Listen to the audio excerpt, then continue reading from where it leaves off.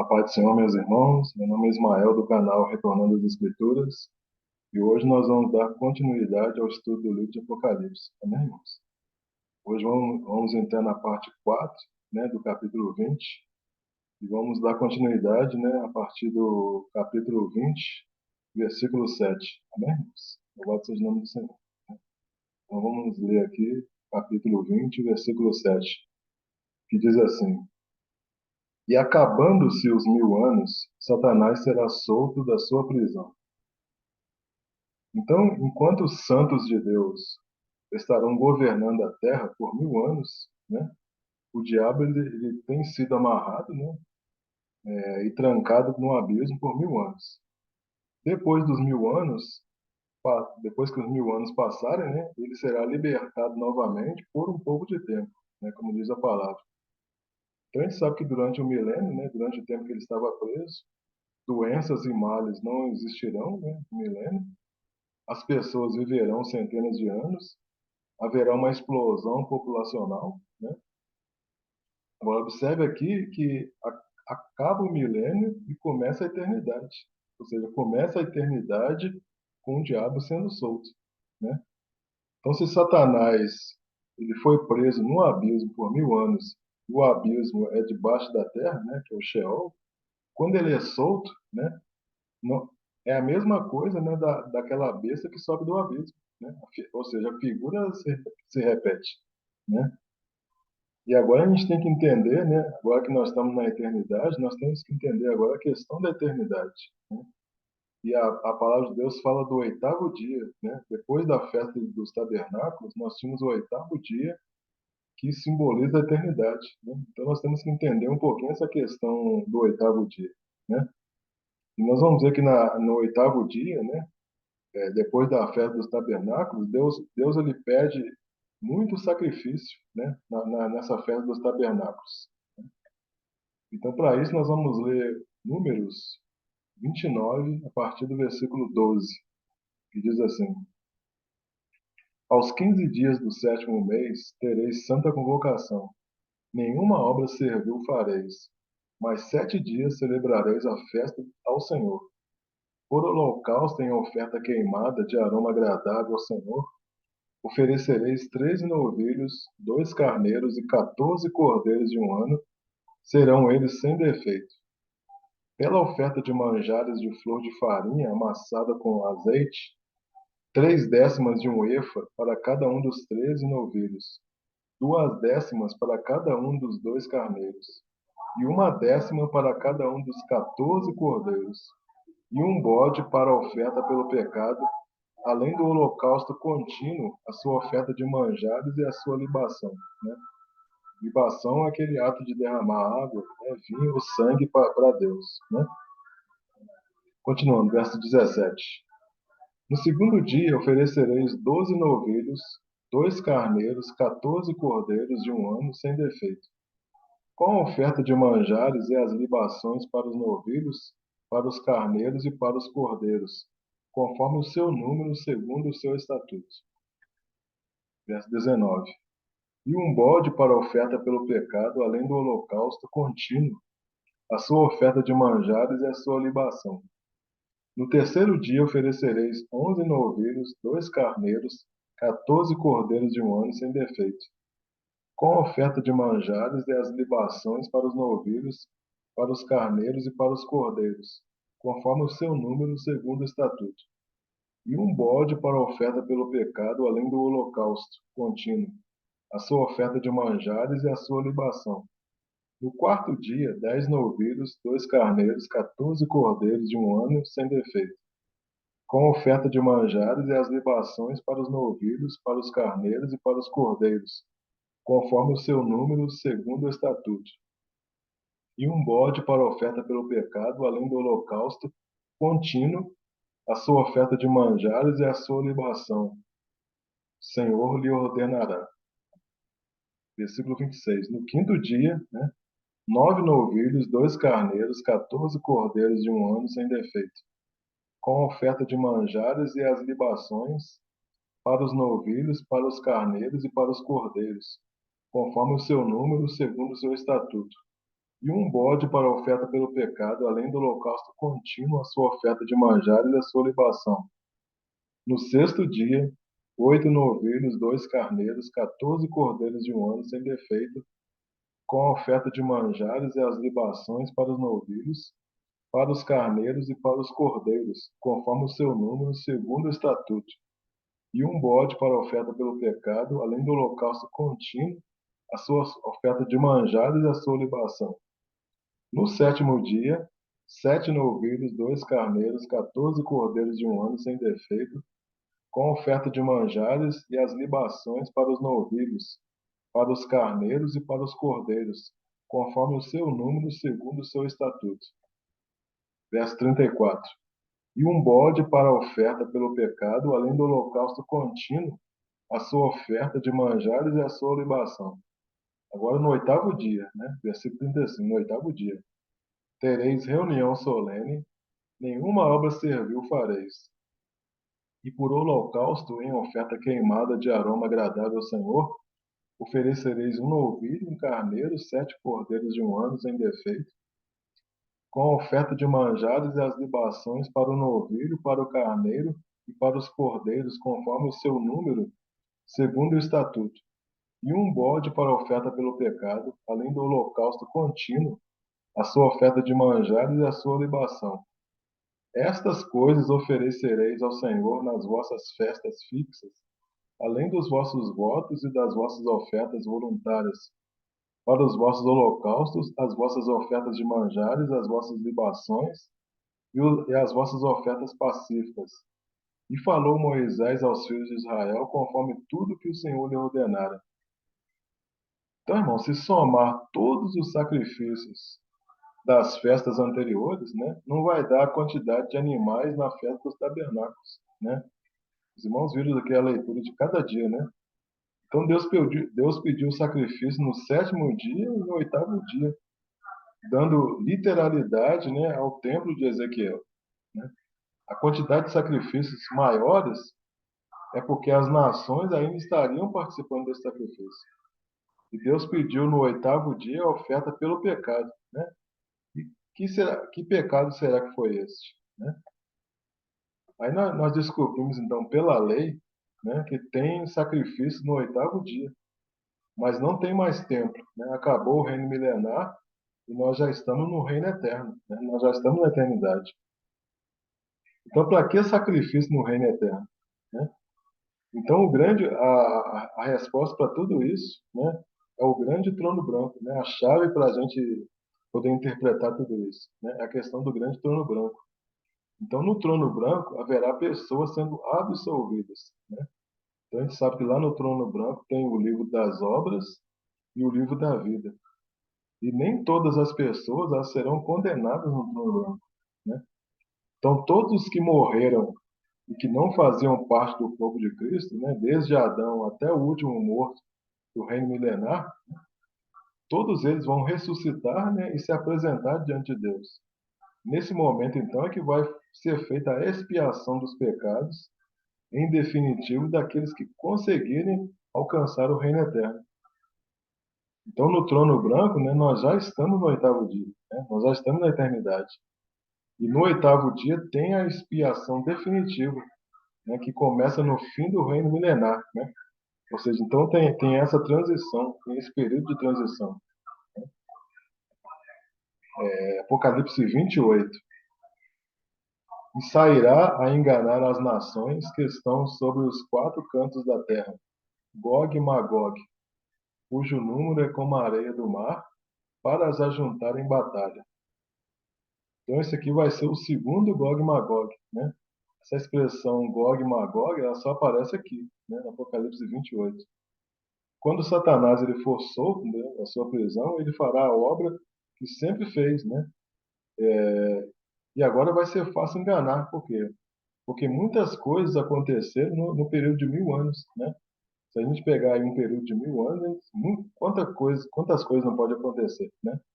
Então muitas coisas irão acontecer e vai ser fácil de Satanás enganar, né? E Satanás vai dizer para aquelas pessoas que estão ali no milênio, né? vão questionar elas, né? Vocês acreditam em Jesus, né? Mas eu tenho algo mais poderoso, né? Satanás falou, ó, eu tenho algo mais poderoso que Jesus, né? Vocês não conhecem a história do que aconteceu no passado. E Satanás então vai trazer toda aquela conversa, né? Para poder trazer o engano para aquelas pessoas, né? E essas nações então elas serão enganadas e elas vão se organizar, né? Vão juntar um exército para poder pelejar, né? Então, Gog e Magog, ele apareceu lá no Apocalipse 19, antes do milênio, né? E agora ele aparece de novo depois do milênio. Então, a gente sabe que Gog e Magog, né, é a besta mais os reis da terra, né? O que mostra que, mais uma vez, que as nações não glorificadas, elas foram para o milênio, né? Então, quando Satanás for solto após os 1000 anos, eles já terão ouvido, as pessoas já terão ouvido a palavra de Deus e os filhos também. Mas dentro daquelas pessoas haverá pessoas fiéis, né, ao reino do Messias. Mas também haverá pessoas que são infiéis, né? E essas pessoas, elas serão enganadas. Então, irmãos, essas pessoas que estão aqui no reino milenar, né, a palavra de Deus está dizendo, são homens como a areia do mar, né? Não como as estrelas do céu, mas como a areia do mar. E a areia do mar, ela não remete o que é o pó, né? Então, no milênio, a serpente ela não fará mal algum. Mas quando ela for solta, ainda o pó será a comida dela, né? Então, quando a serpente se levantar, ela vai se alimentar dos homens carnais, né? Daqueles homens infiéis que eu falei, né? E essa serpente, ela se alimentou tanto do homem que agora ela vai se mostrar como dragão, né? Então, por isso, né, é que tem o sacrifício no livro de Números 29, que nós acabamos de ler, né? Então, as pessoas que não morrerem, elas vão para o trono branco, né? Para aquelas pessoas que serão absolvidas no trono branco, né, aplica-se o quê? O texto de Números, que nós acabamos de ler, de Números 29, né, que nós acabamos de ler, né? Então, no início da eternidade, ainda tem pecado, né? Por isso que tem sacrifícios na lei apontando o quê? Para a absolvição que vai ocorrer aonde? No trono branco, né? Então, para reforçar, né, vamos ler aqui Daniel 7, versículo 11, que diz: Então estive olhando por causa da voz das insolentes palavras que o chifre proferia. Estive olhando e vi que o animal foi morto e o seu corpo desfeito e entregue para ser queimado. E quanto aos outros animais, foi-lhes tirado o domínio, todavia foi-lhes prolongada a vida até certo espaço de tempo. Então esses três animais são quem? Babilônia, Persa, né, que é Madai, Grécia, que é Javã. Madai e Javã são irmãos de Magog, né? Então são essas nações que estão entrando no milênio, né? E são essas nações que vão, né, que vão ajuntar um exército, né, para poder ir para o combate, né? Apocalipse 29. E subiram sobre a largura da terra e cercaram o arraial dos santos e a cidade amada. E de Deus desceu fogo do céu e os devorou. Então aqui mostra, né, nesse versículo aqui, que a rebelião ela se dará por indivíduos, né, de diversas nações, né? Aqui fala que desceu fogo do céu e os devorou, né? Que se fossem as nações, né, seria as devorou, né? Mas aqui o versículo tá falando que desceu fogo do céu e os devorou, né? E o versículo fala: subiram a largura da terra, né? Então o exército de Satanás, né, ele marchará pela terra, né? E a gente sabe que Jesus ele reinará de Jerusalém, né? Jerusalém aqui é o arraial dos santos, né? E aqui diz que desceu o fogo do céu e os devorou, né? E aí vem o trono branco para poder estabelecer quem fica para a eternidade e quem vai para o lago de fogo e enxofre, né? Então lá no caso de Ezequiel 28, 38 e 39, o comandante do norte ele não chegou a cercar o arraial dos santos, nem Jerusalém, né? Ele foi derrotado lá nos montes da Judéia. Mas aqui no Gog e Magog aqui, né, O exército ele vai cercar o Arraial dos Céus. Apocalipse 20:10. E o diabo que os enganava foi lançado no lago de fogo e enxofre, onde estão a besta e o falso profeta. E de dia e de noite serão atormentados para todo sempre. Então, lembrando aqui que aqui nós já estamos na eternidade, né? Então, na eternidade, mas ainda tem lago de fogo e enxofre. Tem contagem de tempo, dia e noite, depois do milênio, né? Então, Satanás ele foi lançado vivo, né, no lago de fogo. E quem já estava lá era quem? A besta e o falso profeta, né? E as nações mortas, elas vão passar o quê? Pelo juízo do trono branco, né?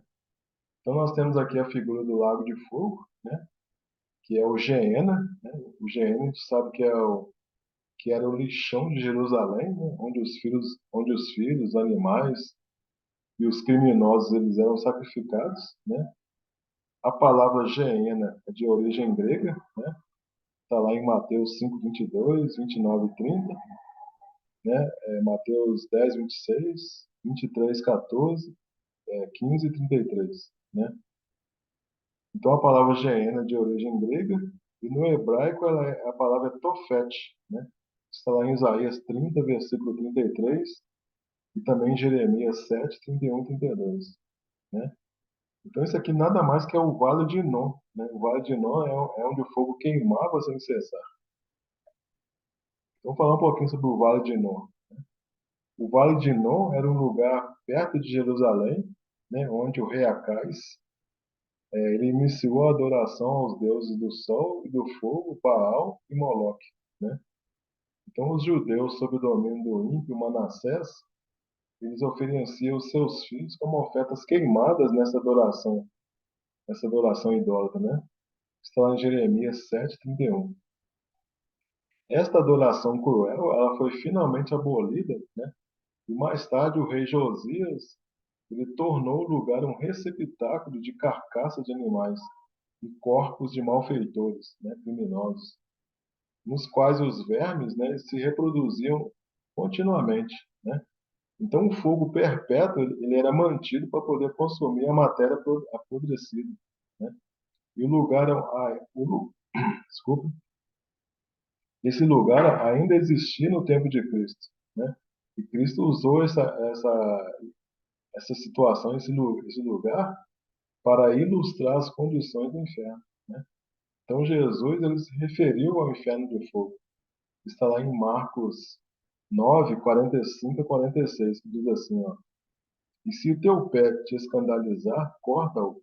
Melhor é para ti entrares coxo na vida do que tendo dois pés, seres lançado no inferno, no fogo que nunca se apaga, onde o seu bicho não morre e o fogo nunca se apaga. Então aqui, irmãos, é o cumprimento, né, de Gênesis 3:15, né, onde a cabeça da serpente ela é ferida para sempre. Então, irmãos, existe, né, uma localização, né, para o lago de fogo e enxofre no reino milenar, né? Então, no reino milenar, né, é o território dos inimigos de Deus, né? Então, o lago de fogo, então, ele sai do sétimo milênio e ele entra para o oitavo milênio, né? O lago de fogo ele fica fora da cidade, né, na terra de Edom. Lá em Malaquias 1, 3 e 4 vai dizer o seguinte, ó: Porém aborreci a Esaú e fiz os seus montes uma assolação, e dei a sua herança aos chacais do deserto. Se Edom diz, fomos destruídos, porém tornaremos a edificar as ruínas. Então diz o Senhor dos Exércitos, eles edificarão, mas eu destruirei. E Edom será chamado terra de perversidade, e povo contra quem o Senhor está irado para sempre. Então a gente vê aqui que existe uma profecia mostrando que a terra de Edom está sendo amaldiçoada, né? Nela, na terra de Edom, vão habitar pessoas a quem o Senhor está irado para sempre, né? Essa terra de Edom, então, ela é chamada da terra de perversidade, né?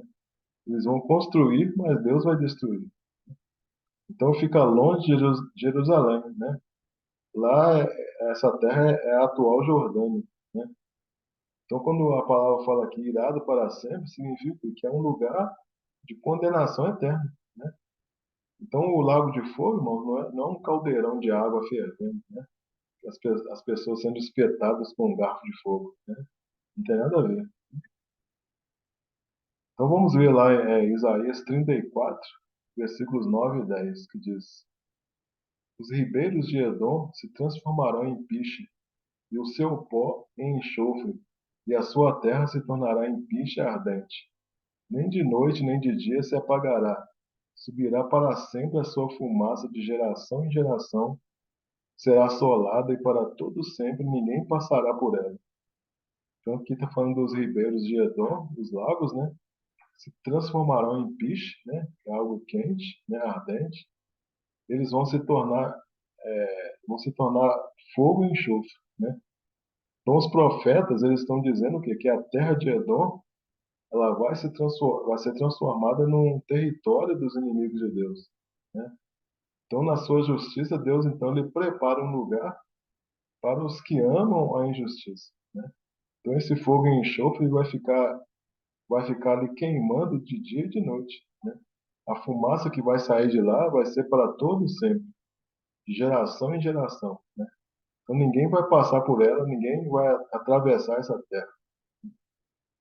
Agora vamos ver Apocalipse 14, de 10 a 11, que diz assim: Também esse beberá do vinho da cólera de Deus, preparado sem mistura do cálice da sua ira, e será atormentado com fogo e enxofre diante dos santos anjos e na presença do Cordeiro.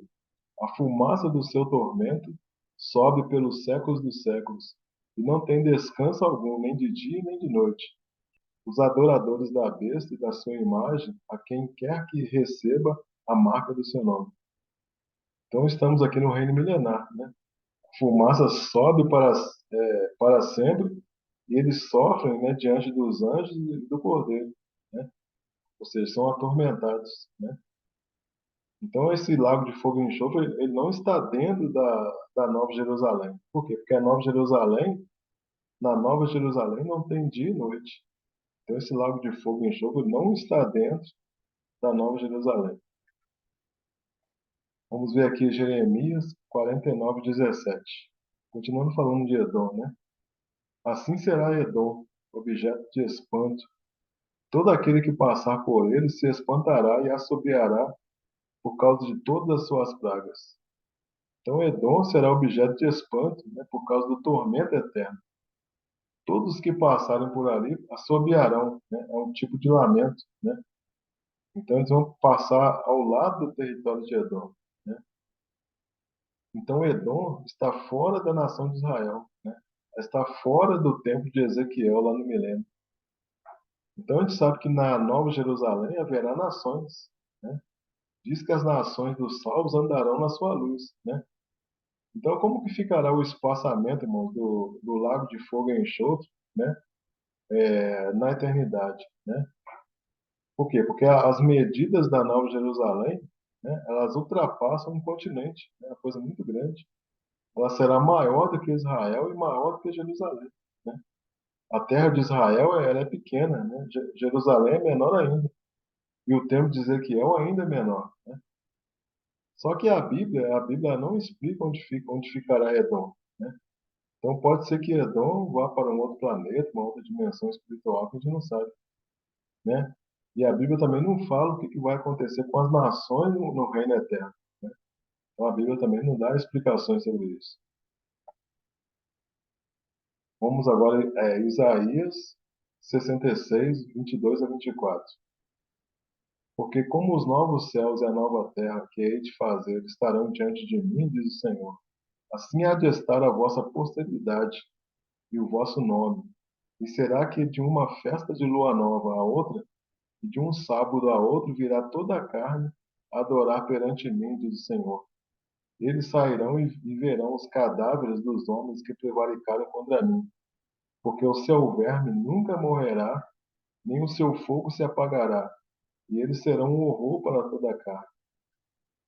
Então a gente sabe que todas as nações elas subirão a Jerusalém, né? Aí no caminho elas passarão pela terra de Edom, assobiando, né? Conforme a gente leu lá em Jeremias 49:17. Então, no meio do caminho, as nações que passarem por ela, elas vão olhar e lembrar daqueles que prevaricaram, né? Por quê? Porque Edom vai estar no caminho delas. Isso no reino milenar. Apocalipse 18, de 1 a 3, diz assim: Depois destas coisas, vi descer do céu outro anjo, que tinha grande autoridade, e a terra se iluminou com a sua glória. Então exclamou com potente voz, dizendo: Caiu, caiu a grande Babilônia, e se tornou morada de demônios, covil de toda espécie de espírito imundo, e esconderijo de todo gênero de ave imunda e detestável. Pois todas as nações têm bebido do vinho do furor da sua prostituição. Com ela se prostituíram os reis da terra. Também os mercadores da terra se enriqueceram à custa da sua luxúria. Então aqui está explicando, né, por que Edom se tornou morada de demônios, né? Então tudo isso que eu estou falando aqui no milênio. Então, irmãos, no reino eterno, o que acontece? No reino eterno, dessa Nova Jerusalém, isso é a eternidade, né? As nações, elas não terão um corpo glorificado, né? Elas terão um corpo aperfeiçoado, o que significa que elas não serão como os anjos, né? Elas dependerão de alguns elementos do tempo. Elas dependerão da terra para poder cultivar, né? E elas vão viver numa dimensão inferior, né? Elas não vão mais procriar.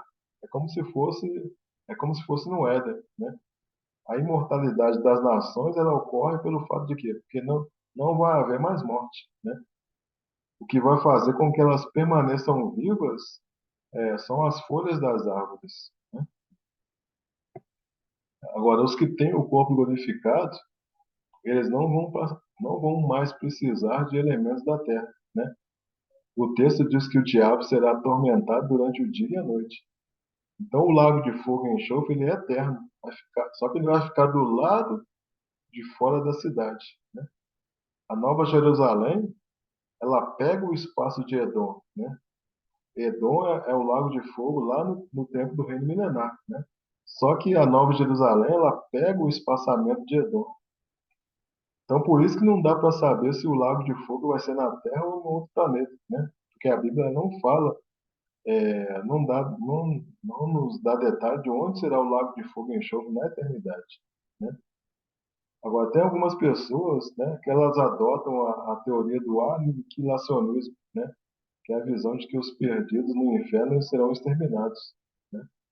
Após terem pago a pena dos seus pecados, né? Então a gente sabe que a besta, junto com o falso profeta, né, serão lançados, né, no lago de fogo, que arde com enxofre, né? Está lá em Apocalipse 19 e 20. A escritura ela é inequívoca, né? Quando descreve o destino do diabo, da besta e do falso profeta no lago de fogo, né? Ela fala que serão atormentados de dia e de noite pelos séculos dos séculos, né? Então, irmãos, a destruição da besta é um tormento infindável no lago de fogo e enxofre, né? Embora, né, muitas pessoas adotem essa teoria do aniquilacionismo, né, que é a visão de que os perdidos no inferno eles serão exterminados, né? Amém, irmãos? Então aqui a gente termina, a gente encerra nessa parte 4 do Apocalipse, né? No próximo vídeo a gente vai dar continuidade, né, ao estudo do livro do capítulo 20. Espero que os irmãos tenham compreendido, né, até aqui. Caso os irmãos tenham alguma dúvida, né, os irmãos podem postar aí nos comentários. A gente vai tentar trazer esclarecimento para os irmãos. Obrigado a você que assistiu o vídeo até o final. Se você, irmãos, ainda não é inscrito no canal, peço que você se inscreva no canal. E se você gostou desse vídeo, peço que você deixe aí seu like, seu joinha. E até o próximo vídeo, amém, irmãos? Então fiquem todos aí na graça e na paz de nosso Senhor e Salvador Jesus Cristo. Amém, irmãos? Glória a Deus.